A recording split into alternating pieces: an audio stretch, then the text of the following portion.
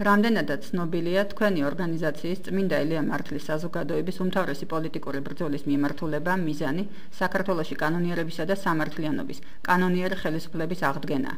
სამართლიანობა მოითხოვს აღნიშნოთ, რომ აღნიშნული საკითხი კონკრეტიზაციასა და ჩემი აზრით განმარტებებს მოითხოვს, რამე თუ ჯერ კიდევ საზოგადოების გარკვეული ნაწილი ვერ აღიქვამს სწორედ რეალობას, თუ ვის ან და რა სტრუქტურებს გულისხმობთ კანონიერი ხელისუფლების აღდგენის ლოზუნგით. პირდაპირ ვიტყოდი, მოსახლეობას აინტერესებს თქვენი აზრი, ვინ იგულისხმება კანონიერი ხელისუფლების ლეგიტიმურ წარმომადგენლად, ან წარმომადგენლებად, პიროვნულად და სტრუქტურულად. მით უმეტეს ინტერნეტით ფიქსირდება საკმაოდ რადიკალური განცხადებები კანონიერი ხელისუფლების სახელით. მხედველობაში მაქვს ბატონი ალექსანდრე ჟღენტისა და ბატონი გურამ მაკაცარიას ვიდეო მიმართვები. თუ არ ვწდები, ორთავი 1990 წლის 28 ოქტომბრის არჩევნების შედეგად საქართველოს რესპუბლიკის უზენაესი საბჭოს დეპუტატები ბრძანდებოდნენ მრგვალი მაგიდიდან. ისინი საქართველოს რესპუბლიკის პრემიერ-მინისტრად ქალბატონ მანანა არჩვაძეს აღიარებენ და ბატონი ბესარიონ გუგუშვილის ყოფილ პრემიერ-მინისტრს უწოდებენ. გთხოვთ. გმადლობთ. უპირველეს ყოვლისა აღნიშნავდი, რომ ჩვენთვის საინფორმაციო ბლოკადა არსებული ხელისუფლების მხრიდან შემთხვევითი ნაბიჯი არ გახდათ, რამე თუ მათ გეგმებში შედის საქართველოს მოსახლეობის კვება დეზინფორმაციით. შელამაზებული მართალწყვილებისა და გამოგონილი გაყალბებული ფაქტების საშუალებით. პასუხის გაცემა ცალკეულ შემთხვევებზე შეუძლებელია ჩვენი მხრიდან მარტივი მიზეზის გამო.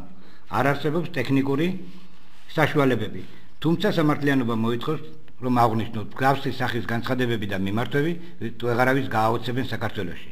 არც ქართველი ერია ისე გაუჩვენებიარებელი, რომ დილეტანტების პოლიტიკური დემაგოგია მიიღოს. მე სხვა სახელის მოძებნა გამიჭირდება მათთვის, ვინც სიცრუით, სიყალბით, ფაქტების დამახინჯებით ცდილობს საქართველოს მოსახლეობის ერთომაში შეყვანას. ეს მათი მხრიდან დემაგოგია და უბრალოდ ვიტყოდი, წყლის ნაყვაა. თუ კი ამ გზით ცდილობენ კანონიერი ხელისუფლების აღდგენის მომხრე საზოგადოების წარმომადგენელთა გადაბირებას. ფაქტი ისედაც სახეზეა, რამე თუ მათი მრავალი ეგრეთ წოდებული მცდელობა აქციებით მოსახლეობის გამოყვანის მცდელობა ყოველთვის კრახით სრულდება. რაც შეეხება საერთაშორისო საზოგადოების ყურადღების მიქცევას, აქაც არ გაუმართლათ ეგრეთ წოდებულ პოლიტიკოსებს, რამე თუ იურიდიულ სამართლებრივი საფუძვლები მათ პოზიციას არ გააჩნია. მე კი ვისარგებლებ შემთხვევით და მათ გასაგონად მრავალგზის გაცხადებულს კვლავაც გავიმეორებ. კანონიერი ხელისუფლება არც ცალკეული დეპუტატი გახლავთ და არც მთავრობის წევრი. კანონიერი ხელისუფლების განმარტება დეპუტატმა მაინც უნდა იცოდეს ისევე, როგორც უფლებამოსილება დეპუტატისა და ვალდებულება. პასუხისმგებლებაზე რომ აღარაფერი ვისაუბროთ. რაც შეეხება თქვენს მიერ ნახსენებ ორ კონკრეტულ შემთხვევას, ბატონების ალექსანდრე ჟღენტისა და გურამ მაკაცარიას განცხადებების შესახებ, ძალზე მოკლედ შევეცდები ფარდაავხადო მათ დემაგოგიურ, პოპულისტურ განცხადებებს, საბედნიეროდ საშუალება მომეცა მომესმინა მათი აბსურდული მსჯელობისათვის, თუ რატომ აბსურდულისა, ამას ძალზე მარტივად ავხსნი. თქვენ ნახეთ, რომ მიმართვები 2011 წლის თარიღდება და ამის აღნიშვნაც იმისთვის გჭირდება, რომ შემთხვევითობა გამოირიცხოს. შემთხვევითობა ცხელწგულზე გაკეთებული განცხადებებისა, რამე თუ ძირითადად საკითხს საფუძვლად უდევს პრემიერ-მინისტრის კანონიერების საკითხს საფუძვლად უდევს 94 წლის დასასრულისა და 95 წლის დასაწყისის ბატონის ზვიად გამსახურდიას გარდაცვალების საკითხი. აშკარაა, რომ ბატონი ალექსანდრე ჟღენტი გახლავთ დეპუტატი, ისევე როგორც გურამ მაკაცარია, თუმცა ახალ ამპლუაში იგი თავს წარმოგვიდგენს როგორც უზენაესი საბჭოს თავმჯდომარის მოვალეობის შემსრულებლად. ბატონი მაკაცარია კი უზენაესი საბჭოს პრეზიდიუმის წევრი ყოფილა. ორთავენი თურმე საქართველოში კანონიერი ხელისუფლების აღდგენისათვის იბრძვის კონსტიტუციის, საუბარია 90-91 წლებში მოქმედი კონსტიტუციის სამართლებრივი გზით. კონსტიტუციის ფარად გამოყენება, აფრიალება ბატონი ალექსანდრე ჟღენტს მეტი დამაჯერებლისათვის სჭირდება, თორემ უნდა ჰქონდეს საკითხული ის მუხლით, თუ როგორ ხდება პრემიერ-მინისტრის დანიშვნა, ვის მიერ ვისი წარდგინებით, აღარაფერს ვამბობ მის უფლებამოსილებაზე, ვის მიერ იქნა იგი არჩეული და დამტკიცებული. ცნობისათვის კი აღნიშნავ, რომ 91 წლის ბოლოდან ბატონი ასათიანის შემდეგ უზენაესი საბჭოს მოვალეობას მრავალი დეპუტატი ასრულებდა, ზოგი კანონიერად, ზოგი უკანონოდ. მათ შორის იყვნენ მერაბ კიკნაძე, ბიზინა ჩოლოყაშვილი, გოგაძე, ფხალაძე, ნემო ბურჭულაძე და მრავალი სხვა შეიძლება დავასახელოთ თვითმარქვიებით. საყურადღებოა ასევე განცხადებები ბატონ ზვიად გამსახურდიას სახელის გამოყენებით, ამოფარებით კეთდება. მივაქციოთ ყურადღებას ზვიად გამსახურდიას სახელის, ზვიად გამსახურდიას იდეის წინააღმდეგ ბრძოლის ფაქტს. ეს ფაქტი კიდევ ერთხელ კლასიკური მაგალითია შენიღბული ფარისევლური ქმედებისა, რამაც თუ კანონიერების აღდგენა უკანონობით, სიცრუით, სიყალბით ბატონის ზვიადის სახელით უკვე მერამდენედ გვხვდება ეგრეთ წოდებული პოლიტიკოსების მხრიდან. უკვე ვთქვით, რომ დეპუტატების უმნიშვნელოვანეს ნაწილს არც საკუთარი უფლებამოსილების და არც მოვალეობის შესახებ ელემენტარული წარმოდგენაც არ აქვს. პოლიტიკური განცხადებების გაკეთებას საფუძველი სჭირდება და არა სიტყვიერი განცხადება, ისიც სიცრუის ფონზე. სამწუხაროა, რომ ჯერ კიდევ გაუთვალისწინებია ზოგიერთ დეპუტატს ის ფაქტი, რომ ბატონის ზვიადი არ გახდათ ის პიროვნება, რომ არ გაეთვალისწინებია პუტჩის შემდგომი პერიოდი და საქართველოს მოსახლეობის აბსოლუტური უმრავლესობის მიერ მინიჭებული დობის მანდატი უმაღლესი ხელისუფალისა, პრეზიდენტისა, ბედის ანაბარად დაეტოვებინა. სიკვდილის შემთხვევაშიც კი მან საქართველოს მოსახლეობას დაუბრუნა მანდატი დობისა, გასაღებები კანონიერი ხელისუფლების აღდგენისა და არა დეპუტატებს, თანაც კანონისა და სამართლიანობის სრული დაცვით. თუ კი ზოგიერთი ამბიციური დეპუტატის მიერ დღემდის გაუგებარია კანონიერებისა და კანონიერი ხელისუფლების აღდგენის მექანიზმი, გზა გასაღები, ეს მათი პირადი პრობლემაა და ამ საკითხზე დავაც უხერხულად მეჩვენება. გავიხსენებთ ერთ ძალზე ცნობილ ფაქტს 94 წლის პუტჩის პერიოდში. ფილარმონიაში მოხდა შეკრება დეპუტატებისა და დაახლოებით 70 ადამიანი ესწრებოდა დეპუტატი და აპირებდნენ გადაწყვეტილების მიღებას აკაკი ასათიანის ხელმძღვანელობით. ბატონის ზვიად გამსახურდიას პრეზიდენტის მიმართვა ჩეჩნეთიდან მოკლე და ლაკონური იყო. გაითვალისწინეთ შედეგები მეგობრებო. ნუ მაიძულებთ თქვენი უფლებამოსილება შევაჩერო. დავითხოვო უზენაესი საბჭოო.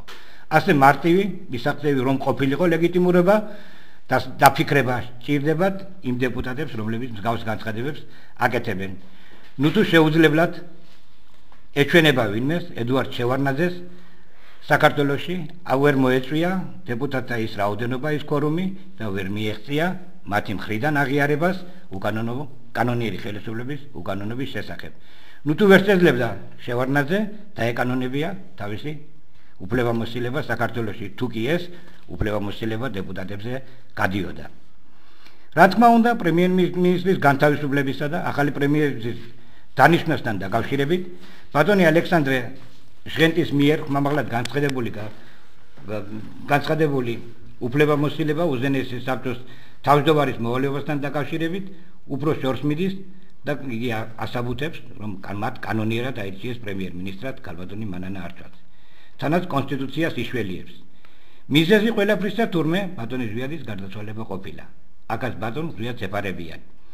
მე მინდა პირდაპირ ვკითხო ბატონ ალექსანდრეს, იქნება კარგად წაიკითხოს კონსტიტუცია, გარდამავალი პერიოდისა რო იყო რომ აცხადებს, ესეც სხვა თემაა და აკაც მოიკოჭლებს მისი ლოგიკა, ახსნა განმარტებების საჭიროებს იმ პერიოდის კონსტიტუცია, რა თქმა უნდა, მაგრამ ფაქტი ისაა, რომ ბატონ ალექსანდრეს ამ შემთხვევაში კონსტიტუციის აფრიალება მეტი დამაჯერებლობისათვის სჭირდება ვიმეორებ და არავითარი შეხება და ლოგიკური ახსნა განმარტება კონსტიტუციური ნორმების შესახებ პრეზიდენტის გადაყენებასთან დაკავშირებით დასაბუთებული არ არის.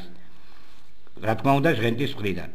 პრეზიდენტის სიკვდილის გაუჩინარების ან და გაუთვალისწინების შემთხვევის შედეგად, თუ კი იგი ვეღარ მართავს სახელმწიფოს, ვერ ასრულებს კონსტიტუციურ უფლებამოსილებას, ვის გადაეცემა უფლებამოსილება და რა დონით, რა უფლებები აქვს პრეზიდენტის მოვალეობის შემსრულებელს, კანონიერებისა და სამართლიანობის, კანონიერი ხელისუფლების აღდგენისათვის, პირადად ჩემს ამ შემთხვევაში არავითარი მნიშვნელობა არ გააჩნია. მექანიზმი კანონის ჩარჩოში უნდა იდეს და რაოდენს საყურველიც არ უნდა იყოს, აღნიშნული დეპუტატებს უნდა ესმოდეს, უნდა იცოდეს, რომ მაშინდელ კონსტიტუციაში, კანონიერი ხელისუფლების კონსტიტუციაში გარკვევის წერია, რომ პრეზიდენტის გარდაცვალების ან უფლებამოსილების შეწყვეტის შემდეგ ვისზე გადადის უფლებამოსილება პრეზიდენტის მოვალეობის შესრულებისა. აქვე ვისაგრებლებს შემთხვევით და ერთი თქვენი მეგობრის ნააზრებსაც გავიხსენებთ ასავალ-დასავლეს ფურცლებზე, რომლის ბრძული ნააზრევით დაფიქსირდა გაზეთი ასავალ-დასავლეს ფურცელზე გახლავთ ბატონი გოგი თაქთაქიშვილი. პრემიერ-მინისტრად ბატონი ზვიადის ჩემი დანიშვნა სურდაო, ბოლო მომენტში გადაიფიქრა და ბესარიონ გუგურიშვილი დანიშნაო.